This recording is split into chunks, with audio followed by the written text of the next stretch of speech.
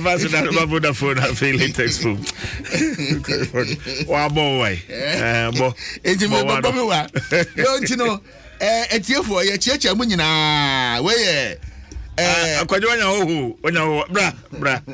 Where Constitution Day newspaper review. Now ukokoye a very beautiful documentary. That documentary I see on radio, no any video. And I say convert on. Kwadwo enti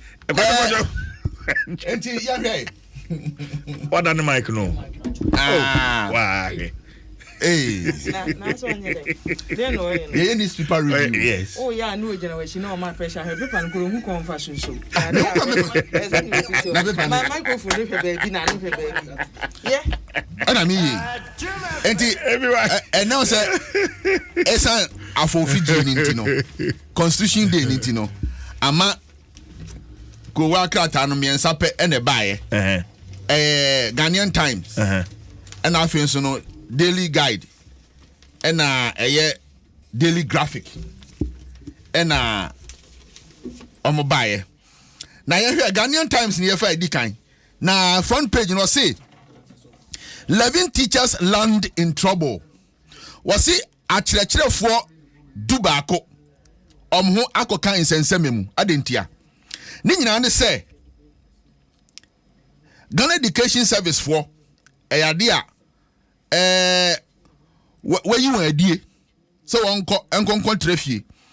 Esan so wogidi sɛ bra wɔtɔ BEC no ɛyade a schoolfoɔ a wɔhwɛ wɔn soɔ no wɔkyerɛ wɔn examination malpractices a course no bra mo cho BEC no se eyade a omo ekyere enkwala no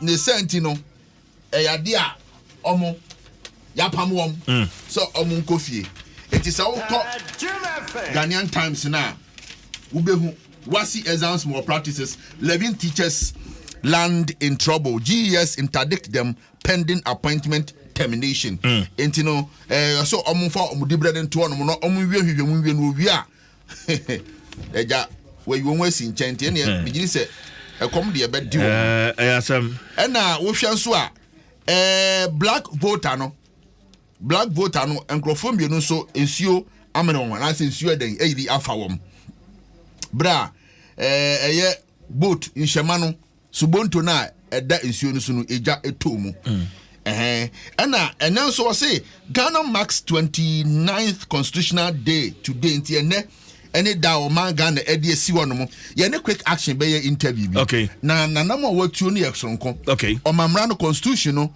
ene watwe egu apawa so e wo kasa hoduo mu enkran enti constitution no ayen nimu se ewo brofukasem ewo buku mu no watwe egu apawa mu na apawa na watwe egu mu no watwe egu apawa mu na apawa na watwe egu mu no ewo kasa hoduo mu eno watwe nti ene ne bebon komo na wakyerɛkyerɛ esan sɛ ebetimi aboa pa ti eye constitutional day na constitutional day ne ye de no ye no enkrofo dodo na enim amamra no entiase amamra no kra yeah on the meter no ko America akoda enim kra onim FIFA amendment America akoda enim hwe kra onim FIFA amendment on the meter no eni nti no etise obi ahu se amamra no constitution e yade a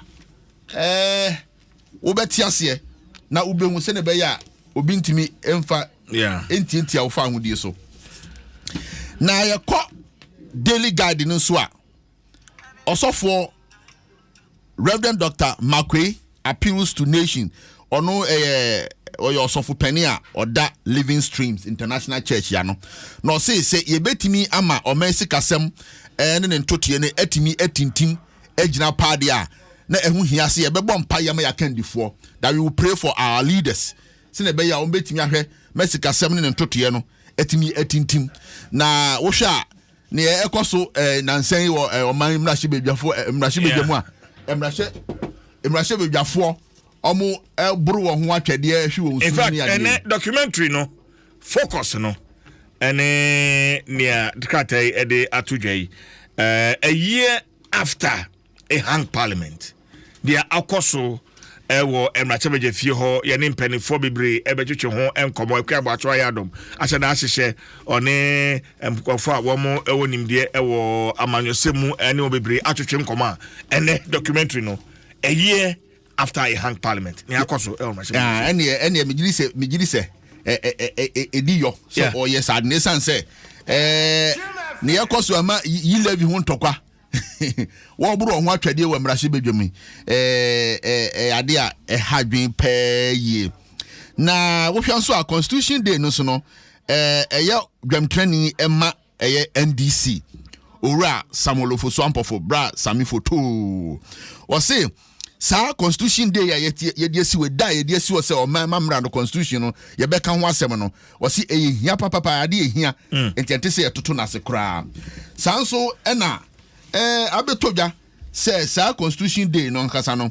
eti say ye ma enkyerɛkyerɛ na enkrofo etiase ehu ne ho emfaso ya na say ye kyerɛkyerɛ enkrofo ewo kwan a obetimi afaso na wate constitution ase kwabra sorry kwajo hona am say NCC wo madwuma no sorry pa no kre but me say me giri say tura bi nso a no kre NCC the but Ministry of Information, so they have a role to play. And it is a emrashi before Nankasa Parliament and Casano. It is a munya offenbia and your constitution in Kwa. So the Marafu Frobi air bar on the Mechano. Mijidi says, I ye levy and tokwa esiwin. Seke Unyanko Ponfani crazy, Kojo Ban Redua, KNC. Kojo Ban Redu KNC. Esan say, I didn't. Ka asramu enan ana emu odi besi ho nanka wire consultations sa ansa kra na beba no obehia stakeholders obia we yani furu ho no mo a woni centralfo nyina behia no aye town hall meetings no a kyerɛkyerɛ mu akyerɛ Ghana fo no mo ahu ne hia entia wodi e11 in this case no nkyerɛkyerɛ no anko so manya hwe nothing went on. Minister of Information anya hu, Minister of Finance anya hu. First crampo na omo the budget ne eba eye set tekwe ene komna dufuo. So omo the budget ba omo present budget na wie no omo ye post budget workshop ema MPs ene centralfo wo mbrahye bedwam parliamentary press corps. But said this time around omo ye my MPs omo anya ma parliamentary press corps omo anya ma centralfo no monti ase no metimi akyerɛkyerɛ mu yie enti no nsancho ne kokota ko radio suna so o kodiko wa ensɛm a okeka no ono wonti ase yie en wo ka enti na ama aye enkrofo adwum ho eni na ama yababedu san pempenso yi enti ase no eni ho on se financial literacy na nkasa na eni ho enti se wo asoe ya wo na wo hwe o man sika sem ne totoye so no so one for financial literacy ensi we ni so kojo man ready introduce financial literacy e o Ghana emri ni do a omo man kyerɛkyerɛ efa o man mu sika sem ne totoye ne ade se na obetimi ate ase ne enti ate se wutu ato ba ebi nsi ohun na story bi o ha no mo publication bi o ha asemo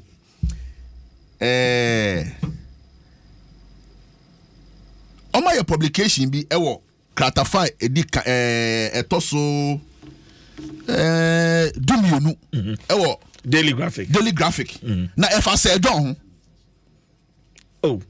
efa se John yan ye ofa se John a wonya ni nsumankyire o call ni nsumankyire na se wonya ne baby ko na wo hwa na Mrs Agnes Owusu Afriye aka Akosia Dakwa ono ye plaintiff no versus Charles Owusu Accra ena Nana Boachie Champon of Old Tafu Kumase. Charles Owusu ben Charles Owusu for the doors so ntimu Charles Owusu enim na say John Charles Owusu enim na ben say John ene bia be ono an Charles Owusu o say Mrs Agnes Owusu Afriye nti na say John na be Charles Owusu no ma me no asi wo mo ne say ho e wo den ho o sha here the statement of claim no.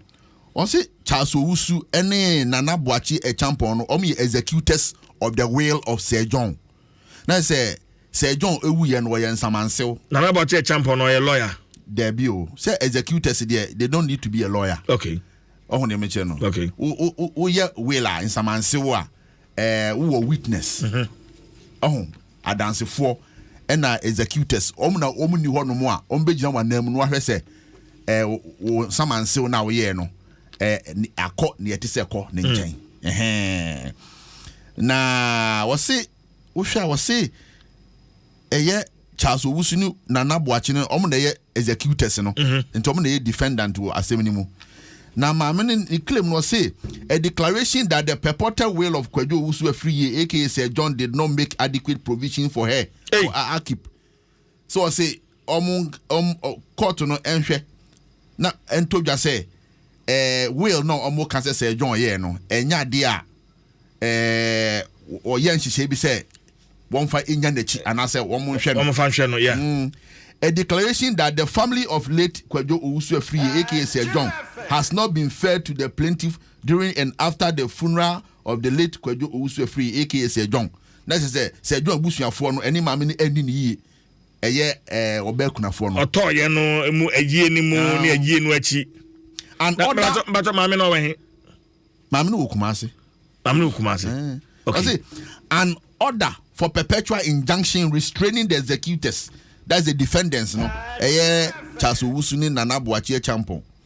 An order for perpetual injunction restraining the executors of the will of Kwadwo Owusu Afriye aka Sir John or any other persons claiming through them from distributing the estate of Kwadwo Owusu Afriye ntino or shall court to say court to emfa esono ento Charles Owusu ene Nana Boakye Achampong so se ne be ya Sir John ne japade a ojae no omo ncheche will no omo ncheche mfa ma wona Sir John ashe ewo will mu no say the will is the voice. Will is the voice of the dead. Edinu mu sakrata mu na obi a wawu bi etimi kasa enti no se Sir John be kasa o will mu de court mfa esron to so se de be ya court no ma Sir John nkasa o will na maame no say the plaintiff says that she had contributed immensely towards the success of late Kwadwo Owusu Afriye aka Sir John, who at the time of his death left behind substantial properties and advised most of the properties and bank account in Ghana and Europe to his surviving nephews, namely Michael Owusu and Kwabena Moaten and Ruth Koko. The plaintiff says that she is normally resident in the United Kingdom, where she was cohabiting with the late Kwadwo Owusu Afriye aka Sir John. Kwadwo Batomi batena ma me say from near ono ehunu ekenkan free will ne mu no wo Sir John ne japade dodo no ano odija ne wo fa asefo o say obobodin me bo obobodin ne ye ewo account ewo Europe ni UK nyina no yemfa masa nkrofo miensen Kwadwo obobodin ni bi o ma me. The plaintiff says that she is normally okay let me repeat that place. The plaintiff says that she had contributed immensely towards the success of the late Kwadwo Owusu Afriye aka Sir John, who at the time of his death left behind substantial properties and advised most of the properties and bank account in Ghana and Europe to his surviving nephews, namely Michael Owusu and Kwabena Moaten and Ruth Koko. Nti no wo fa asefo no omo miensa ena ne japade ne chefa no dodo no a enko omo nchen. That is sana omuka, that's the voice of the dead. Sana woka of asefo. Na ohwa the plaintiff avers that the will of late Kwadwo Owusu Afriye aka Sir John was read at the High Court Accra some 4 months after his death.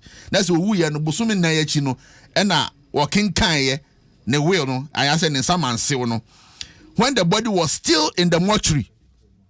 What it was it bra we are no busumi na yachi no working kan ne samanse or High Court bra na ni munu eda mortuary without any inviting her as a surviving spouse to be present. You know, woman can carry no, Oman to some friend.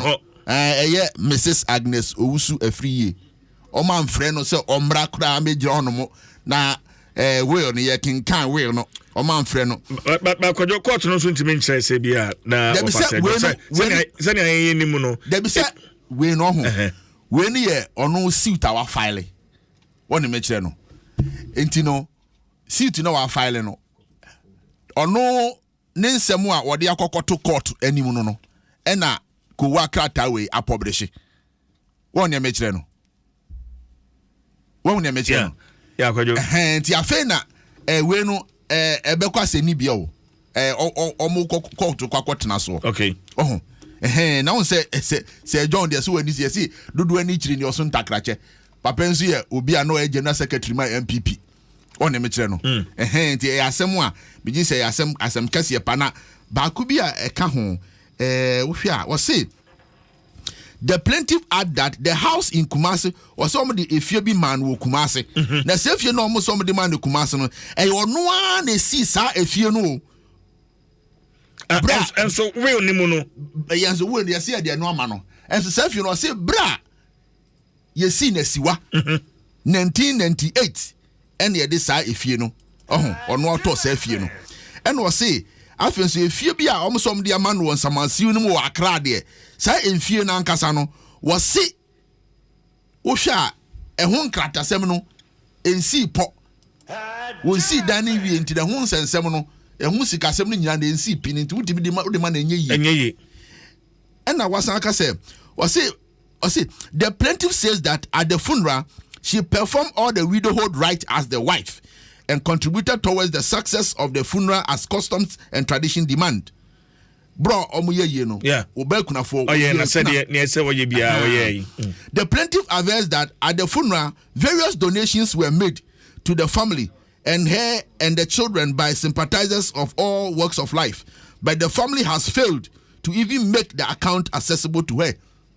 Hey. Funeral donation. Somebody buy near dia enkoma kunafo enema we enkoma kunafo enema ebusafo no atnaso omuntna enye so atnaso say chese omumunkunta enkyere no na say omumunkunta enkyere na na o say enkunta bo ne difference wa atnaso ka so atna bibi so a na chese wafa but sika no mama ne bi somebody na say ba no kan wan ka say enkyere se so amane we say but the family has failed to even make account accessible to her.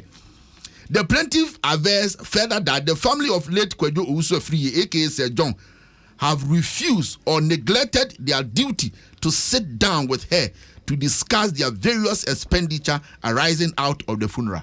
Enti kaso mobo kaso mamoka oman nan transi emuka entuaka ancheka. Mami kan di chat okra. The plaintiff says that even when she instructed her lawyer to request a meeting with the family for the purpose of settling the records, this was rejected per a letter from a lawyer representing the family of the deceased. Internet say, and say, baby, intino, say John, he will watch him Zenzemu Azemu. What got to say, why you will? Ubonwa, almost a bimusha dapa. But yes, I didn't. Ushada. Say, why you will? Not yet. I didn't.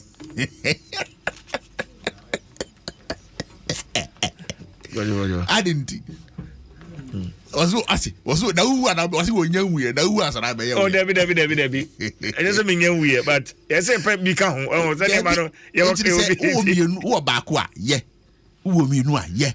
Wo miensa. Kwajo wan yo de. Me nya ya.